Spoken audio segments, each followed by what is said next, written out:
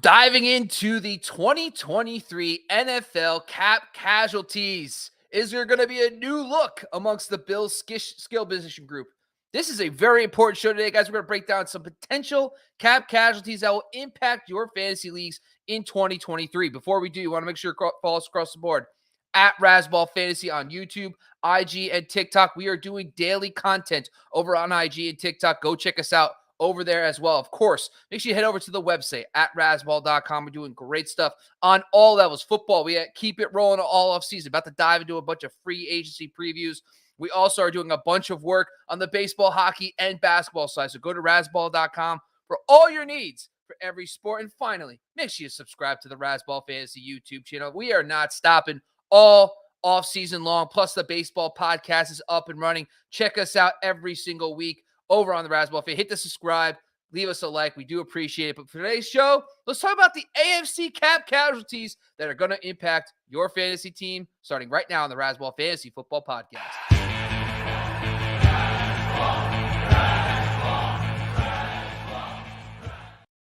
All right, Matt, listen, if I was a superhero, I'd have to be Batman because at this point, you're my Robin. And I just feel like, and honestly, probably we could flip roles. I mean, give you seniority. I'll let you even have Batman, but it's all good. Matthew Styles, you can follow him at Styles08 on Twitter. What's going on, Matt? How much? I second that by saying we'd probably look fantastic in tights. So we were talking a little bit earlier off camera about what our options are to help viewership. And Matt said, take your shirt off, but I think tights might have to bump that down one. So let's go tights at 3. Then we'll go with taking our shirts off. We have a lot of exciting stuff going on at the Razzball Fantasy YouTube channel here, folks. If you're listening to the audio side, don't forget to jump over to YouTube as well. And if you're just going for a run, you can't watch the video, jump over to the audio. We're on Spotify, Apple Podcasts, or wherever you get your podcasts. Today's show, we're going to be breaking down 5 potential 5 teams with NFL cap casualties that could really impact fantasy football. Today's show is really exciting, something to get us warmed up for free agency, which we'll be breaking down in the next few weeks. But today's show is really talk about some teams that are over the cap heading into this season. They need to cut bait. And there's some guys out there very relevant for fantasy football that could be cut.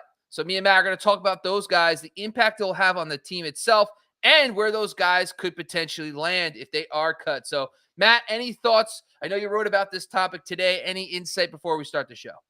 No, a lot of what we cover, we prepped coming in. So the article tomorrow will pretty much emphasize what we talked about. So folks that are listening in and want to go ahead and get back to that stuff later and review it, it'll be out there tomorrow morning. So Jen will have it posted out, I think, 6 or 7 o'clock tomorrow morning. So it'll be out bright and early, baby. You start your day with a coffee and some Razzball fantasy football content. That's the way to do it, folks. All right. Let's dive into it. So at 5, it's the Tennessee Titans. And this is a team that when I was diving into this information, it has some interesting names. They are $23 million over the cap going into this year. So the exercise today is to find players who have a less of a dead cap hit. And essentially for anybody who doesn't know what the NFL salary cap is, if you cut a player and they have a $10 million salary, you don't necessarily have to eat all that money. They might only have $5 million, which is already cash paid for already to the player that you have to pay, and the $5 million comes off your book. So there's some guys who might not have fully guaranteed contracts going into this season and or already had money paid out previously, and this is only partially guaranteed. So that's what we talk about today with dead cap versus the actual base salary. Now, for the Tennessee Titans, they do have to move a lot of money, and they have some big names, especially fantasy relevant for this team, that are actually, they could save money by cutting. First one's Ryan Tannehill. Next one's Derrick Henry. And the third one is Robert Woods. Now, I do think Derrick Henry's not probably going to get cut. They could save some money from Derrick Henry. Ryan Tannehill probably next on the list. I do think that they could explore looking at, they have Tim Kelly, by the way, who just got hired as the offensive coordinator there, promoted from QB coach, a guy that's worked very good in the past with guys like Deshaun Watson. So maybe they do want to keep that continuity with Tannehill. I don't know. But the one that seems most realistic is Robert Woods, 30 years old, coming off a average season, didn't play too great, a lot of quarterback issues. He could be cut to save some money. So Matt, diving into this, with 1, 2, 3 of these guys on the move, do you think all 3 are on the move, any of them? And then if they are, who are the guys you're going to keep an eye on the team now that could really benefit from these guys leaving the team? So I think Tennessee is built for Derrick Henry, right? He's going to get to a certain age where he's expendable. He'll be NFL running back that's too old when they get to a certain age, the Sean Alexander age. But I don't think he's going anywhere. The team is built currently to be Derrick Henry's football team. I agree with you that Tannehill is probably not likely to be released, but what has Ryan Tannehill done for them lately? Right? Really, what's he doing? He's a former college wide receiver that's probably overachieved in the NFL, but he needs to be more Kirk Cousins and less Ryan Tannehill. And I'm not sure he has those skill sets the way Cousins does. And so I think that I'm with you. I think 30-year-old Robert Woods, who was a product of the Rams system and Cooper Kupp, in a solid running game, and Matthew Stafford, et cetera, I think that's the most likely guy to be released, right? Add in the injuries that he's had, and the fact that I think I used the same term you did, right? Average, he was good, not great, but he wasn't on the field enough to justify them paying him significant wide receiver one money. So I want to talk about quickly if these guys were moved, where I like to see them go. And I think the Arthur Smith parallels are huge in this game because not only does Atlanta have needs, but they also have a bunch of salary. So they are well under the salary cap heading into 2023. They could take on a quarterback. They could take on a high-priced running back. Now, I would love to see if Tannehill were to leave Tennessee, I would like to see him go to Arthur Smith. He flourished with Smith, and they have two guys already who are better than what they have. Well, we'll see on Treylon Burks, but Drake London and Kyle Pitts with Ryan Tannehill give him a set duo that is fantastic.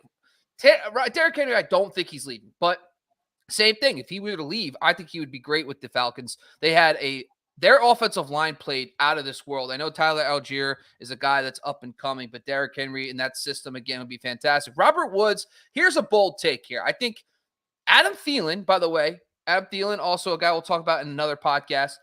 I think he gets cut because he's another guy that can save the money. The Vikings are well over the cap too, so this is maybe not likely, but I think Robert Woods joins the Vikings to be the number 2. Reunites with Kevin O'Connell and company. Kevin O'Connell comes from Sean McVay, and I think he slides into that number 2 spot. Is there any spots in the NFL that you'd like to see one of these guys land yourself, Matt? Well, Green Bay always needs receivers, but that's never going to happen. I am so sorry. I literally thought Green Bay every single time. I'm like, that's not realistic. It's never do it. I don't know why, but they will never do it. It drives me crazy. No, but you want my hot take. Aaron Rodgers is gone. Where's he going? You think the Raiders or the Jets? He's either going to the Raiders or he's going to the Jets. Yeah, I mean, here's the interesting thing too. So the Jets right now would have to start clearing cap space. They're over the cap as we speak. Yep. So they're going to have to start hemorrhaging some money. The Raiders have $17 million right now and they could probably make that money work quicker. But the Jets make a ton of sense. Make a ton of sense. And I know we're digressing, but it would have to be a draft package and some players to make it work for both teams. But if Green Bay decides and Rodgers decides that's the move, what they need to do is they need to just blow it all up. Right?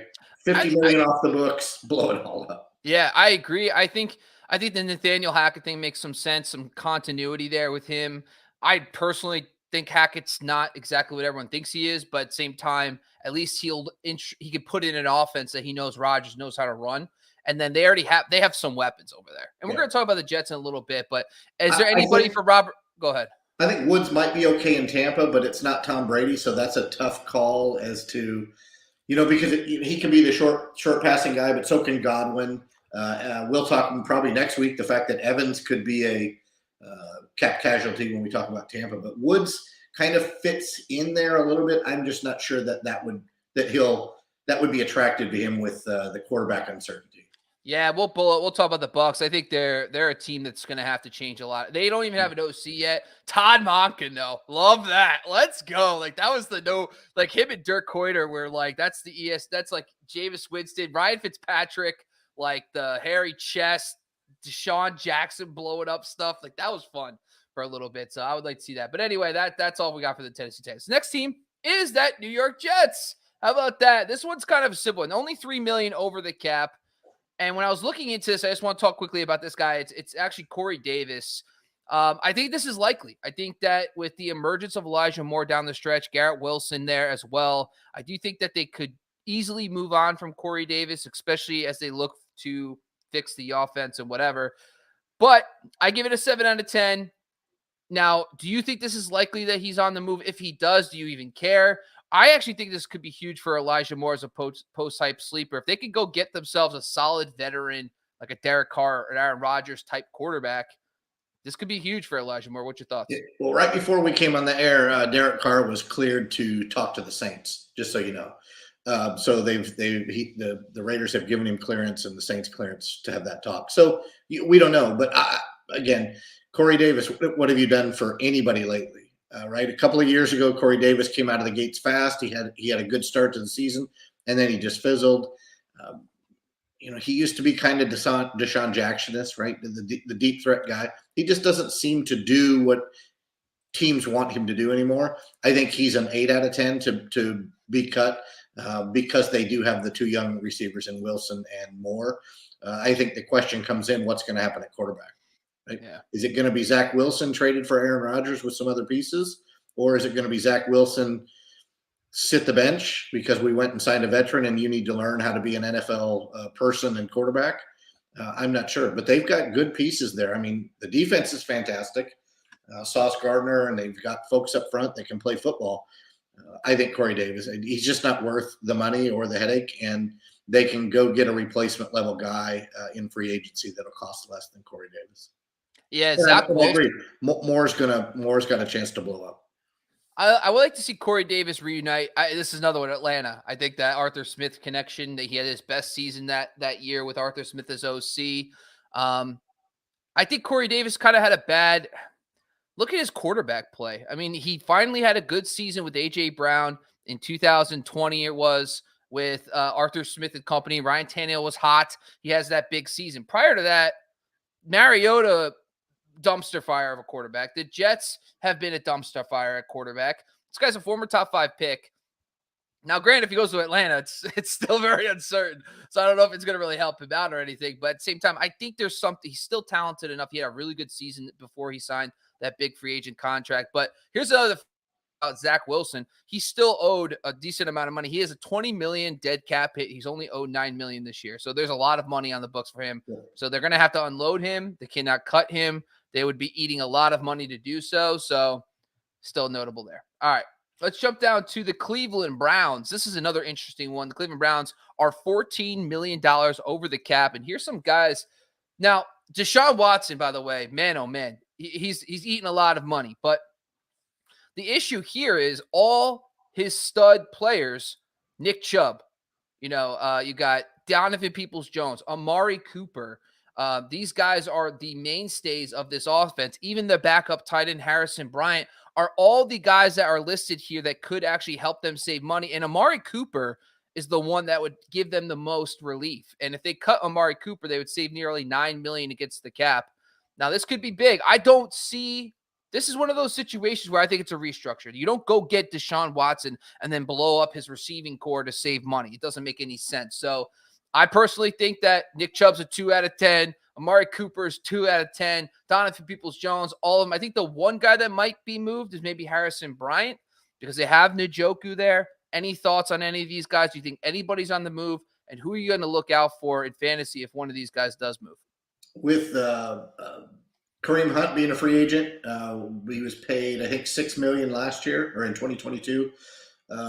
He's probably going to walk. He wanted to walk earlier and go someplace else, and he probably wants to start. So that means they can't afford to cut Nick Chubb. And by the way, the entire state of Ohio would probably revolt. Well, except fans in Cincinnati, right? All of the greater Cleveland area would probably burn the mistake by the lake to the ground. I agree. I think Amari Cooper is probably restructure, maybe extend and shrink the annual price. Donovan Peoples-Jones played so well that I don't think that they're going to look at that either. Could be a restructure for him, but they're not cutting him. Harrison Bryant, I lean back on Robert Woods and Corey Davis. What have you done for me, right? He's not quite fantasy relevant. He's younger than some of these other guys, but they've got enough with those other two receivers, Chubb and Njoku, where they don't necessarily need to pay Harrison Bryant. So the restructures make sense. Keeping Chubb and getting Njoku more involved in the offense, which, by the way, I will say, leading up into best ball season, the guy that's on the left side of my screen was all over David Njoku. That's you, buddy. That was me. So here's let's play a fun game here. If Nick Chubb does, what's a team you would love to see Nick Chubb on if he were to leave the Browns? So you'd have to go to a team that doesn't have a running back, right? Mm-hmm. Great offensive line when healthy in Tampa. No state tax. He can take a little bit less money in Florida. But they have Rachaad White, who looks pretty good. Fournette looks dead, bump on a log at this point. He doesn't have any space to go to the teams in New York. Maybe the Rams, but what are the Rams going to be able to give up to get him, right? They don't have any draft capital. Yeah. And they're a dumpster fire at running back. So, and if you say Atlanta, I'm going to just sign off. No, actually, I was thinking more the teams in the Super Bowl. I would love to see him with the Eagles. If Miles Sanders walks, he's a free agent. I think he would just be a monster behind that Eagles offensive line. And then you put him with Patrick Mahomes and the Kansas City Chiefs. Man, oh man, he would rush for like 2,000 yards. Actually, no, he would. They would go. This is what they do with Isaiah Pacheco. They get 6 yards on first down, and then they try to throw 2 times, and they go 3 and out or something. It's like, are you shitting me? It's so annoying. It was probably the most annoying thing to watch. But I think Harrison Bryant. I'll tell you, I went down a rabbit hole because I actually believe that the best spot for Cooper and Donovan Peoples-Jones is with Deshaun Watson and the Cleveland Browns. Think about what Watson did with Hopkins and Will Fuller when they were healthy together. Those guys would fit perfectly in those roles with Deshaun Watson. So I do want them to stay. But Harrison Bryant, I went down a Lane Kiffin rabbit hole because he played with Lane Kiffin at, I think it was Atlantic, whatever it was, Central Atlantic, wherever he was coaching at the Florida time. Atlantic. Florida Atlantic. There you go. Florida Atlantic. So I was trying to figure out, okay, well, he has ties to Pete Carroll. I was like, maybe Seattle. But I'm like, Seattle has Noah Fant, Will Dissly. I was going, and then I found out when he came to the NFL, he was with Oakland for the 2 seasons. He had Greg Knapp and John DeFilippo on his staff, that West Coast style offense. And I'm like, at that point, I was like, what are you doing? It's like, all right, man, enough's enough. I've come to the conclusion that I shouldn't care. That's what I basically, but this guy was a dominant force his last season in college. This kid was, I think he won the Mackey Award, the best tight end in college football. So we should care. But if he's playing with Njoku, he's not going to be anything. So I would say I would love to see him go somewhere where he could play in that Shanahan type style scheme where he can get like legit amount of routes. So I would say maybe the Jets. We named him once. Green Bay needs a tight end. Green Bay, Matt LaFleur. That's good. I do like that too. If they would ever do something like that. And I believe so does Detroit because of the Hawkinson trade. I don't think they trust the I can't remember the name of the kid, but the kid that had the 1 touchdown. His first catch was a touchdown. He won somebody $1 million, I think, on a DFS bet. It's funny that you said that because I wrote down Detroit for another tight end we're going to talk about in just 1 second. The next team we're going to talk about is Los Angeles Chargers. $19 million over the cap. And I think the headliner of this entire episode is going to be Keenan Allen. Keenan Allen could save the team a decent amount of money if they cut him this offseason. So would Gerald Everett if they were to move on from him. Now, they have a plethora of talent behind Keenan Allen, but I don't think they are like Josh Palmer is the next guy up there, you would think. Obviously, I know DeAndre Carter's a free agent, so maybe they can re-sign him on the cheap if they feel like they can move on from Keenan Allen. Gerald Everett, they have Donald Parham, which I think a lot of people are excited if he got the nod there. They do have a new coaching staff coming in with Kellen Moore at offensive coordinator. I personally don't – Keenan Allen, there's a lot of noise. I think it's a coin flip. I think 5 out of 10 chance he does get moved. And for Gerald Everett, I think it's a little less because his cap number wouldn't be a huge savings. But I think if they need to save money, I don't think Gerald Everett was a difference maker for them. They could move on and go with Donald Parham. What's your thoughts about the Chargers situation? It's got to be Keenan Allen. That's where they save the most money. The guy always seems to miss games due to injury. And I think Palmer showed himself to be more than, he's well above replacement level at wide receiver. And while he was the wide receiver 1, he was a stud in fantasy sports, right? He was an absolute target machine. He hauled in most of the catches. And I think DeAndre Carter comes back on the cheap. And remember, DeAndre Carter also plays special teams as a returner. So he has more, I guess, double positional value than Keenan Allen does, even though Keenan Allen caught punts a few years ago as well. He's just not going to ever return them. I love Keenan Allen, always seem to miss out on him because I think he gets drafted too high in fantasy drafts. But again, it's nickels and dimes. So he's going to have to probably either be cut and re-signed for a significant pay reduction, which is not going to happen. So he might end up someplace like Chicago, Keenan Allen, and go be the number one. Yeah, I have him. My destination is my own New York Giants. I think he would be a great role for the Giants. What they need, that Cole Beasley, high target, middle of the field guy for a Brian Daboll system. I think he'd be fantastic there. The Giants have the cap space to make a move like this. But I also think from the Chargers standpoint, I mean, Keenan Allen's going to be 31 years old and Justin Herbert's still very young. And I think what they can do is if they can flip Keenan Allen, they can use that capital on a young receiver to build and save the money. We've seen a bunch of teams do this. We saw the Tennessee Titans do it with A.J. Brown, the Traylon Burks. We saw the Vikings do it with Stephon Diggs, with Justin Jefferson. I don't think it's a bad idea, especially when you have a new coaching staff. Now, listen, Keenan Allen would be the perfect CeeDee Lamb for Kellen Moore. So CeeDee Lamb dominated the slot for the Dallas Cowboys this season. I think Keenan Allen would be perfect for that role. So I'm not saying if they can't come to an agreement to cut his salary down, I'm sure they can. But if they were to move him, it makes a ton of sense, especially with the timeline Justin Herbert's on. They still have plenty of runway. But Brandon Staley's on the hot seat. So who knows if they feel comfortable getting rid of him overall. But I do like the Josh Palmer call as well. For Gerald Everett, I actually said the Detroit Lions. I have written down. I said I like that fit. If they were to move on from him, I think that'd be a good landing spot for him as well. But that team's going to have a lot of talent, a lot of mouths to feed, especially if Jameson Williams proves to be ready next season. All right, let's go to the last one, the Buffalo Bills.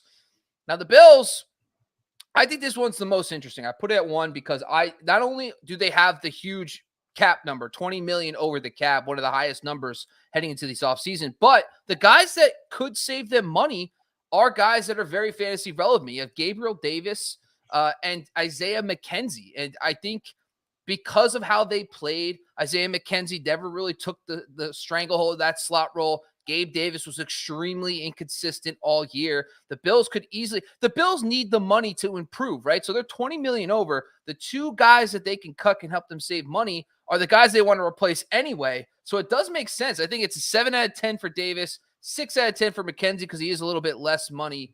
But what's your thoughts on these guys potentially being cut, moved on from, and the impact on the Bills? I think that Stephon Diggs is going to get his, right? So Josh Allen's not worried about a wide receiver 1, which neither of those guys are. Dawson Knox, Josh Allen has a very odd man crush on Dawson Knox that he loves to throw him touchdowns. They must have some inside bet going that Knox has to have a certain amount of touchdowns. But the interesting guy for me is Shakur. I think that at his low dollar amount, he is kind of what Gabe Davis and Isaiah McKenzie were meant to be. Again, it's a numbers game. They have to get rid of money from the books. And if they think Shakur has enough time with Josh Allen and he is the guy, he has the skill sets that McKenzie had, then why not save the money and let Shakur be the guy? I said in my article, not to be the spoiler alert, but if I can get my 3 stud receivers and end at wide receiver 4 and 5 with Elijah Moore and Khalil Shakur, I'll be dancing in the streets. Yeah. I gotta say, Khalil Shakur is the guy. I think when I did this exercise, I was thinking from a dynasty perspective, who was a guy I could proactively reach out in my league and see what I could get. Now, do you think you could get him for a 2nd round rookie pick? So a mid-2nd round rookie pick. If I offered that, if you're the owner of the Khalil Shakur, would you be willing to take that? After this season, not being on this podcast. Right. Yeah. That's the only downfall. We can't really have objective conversations because we know the information. But yeah, I wonder if it would get it done because 2 days ago, maybe. Maybe. Yeah. Yeah, right? Before I talk to you about this, yeah. Yeah. But McKenzie and Gabriel Davis are in the same exact boat. They both don't make a lot of money, but they could save roughly about $2.5 million by cutting each of them. So that's $5 million back to them, especially if they think they need to replace these guys. Now they don't Well, they now don't have a big what if I offered you McKenzie and a third for Dynasty? um no, because I've already seen it with McKenzie. I'll admit I liked McKenzie. He was one of my must-have guys in the early offseason. I said because where he's being drafted, it's only upside. Because if he flops, it doesn't matter. You drafted him in the 13th to 15th round. This guy, if he shows what he showed in the brief games without Cole Beasley just 2 years ago, if he shows that on a consistent basis, you just got to steal. But this year he didn't do it. He actually ran. He played 15 games, but he ran 200 less routes than Gabriel Davis. He ran, one less game, but he ran 150, almost 200 less routes than Davis and Diggs. And they played roughly the same amount of games. So he was not even close to winning the full-time role. Jamison Crowder was in there. Even Khalil Shakur was in there. He was not. I have zero interest in McKenzie. It would have to be. I mean, I can't come up with a name off the top of my head. Maybe the guys that we talked about today, like a Josh Palmer. Is he on that level yet? Elijah Moore. Those kind of guys. I would be curious to see what I could get for Khalil Shakur. But yeah, I think he's the biggest one to impact. The team I could see Gabe Davis going to if he gets cut is the Giants, unfortunately. I could see Brian Daboll Cohen, oh yeah, come hang out with me. Let's run this back a little bit and letting him do his thing. So I could see that being a thing. Honestly, Isaiah McKenzie, he burned me this year. I don't really care. I think he's a special teams gadget guy, and that's all. But Khalil Shakur is the guy from this entire podcast. I think everybody should go and try to go acquire. Just play around, see what the guy wants. I doubt you're going to have to spend a first round pick to get him, but I would say if you could give up a second, this guy could be walking to a monster role, tied to one of the best quarterbacks in football. All right, Matt, that's all we got for the top 5 teams that are in big time cap issues and the cap casualties that could be going on in 2023 offseason. Any final thoughts for the show before we close out? Alan Lazard to the Chargers makes sense, but I think that Alan Lazard is going to look for much more money than probably what teams are willing to pay. And we'll touch on all of those teams, right? The Giants, the Packers, the Vikings, the Lions. We're going to probably hit on those next week. Yeah, so I'm thinking about starting up the AFC. I'm going to do the NFC, I think, later this week with DT. And then next week, we're going to start free agency. We're going to start talking by division. We're going to get into it, folks. We're going to have a boatload of fun. But before we do, I want to make sure you subscribe, hit the button. Make sure you follow us across the board at Razzball Fantasy on YouTube, IG, and TikTok. And, of course, make sure you jump over to Razzball.com. I want to thank my co-host once again, Matthew Styles. You can follow him at Styles08. And go check out his article on today's players dropping tomorrow. Thank you once again. We are out of here.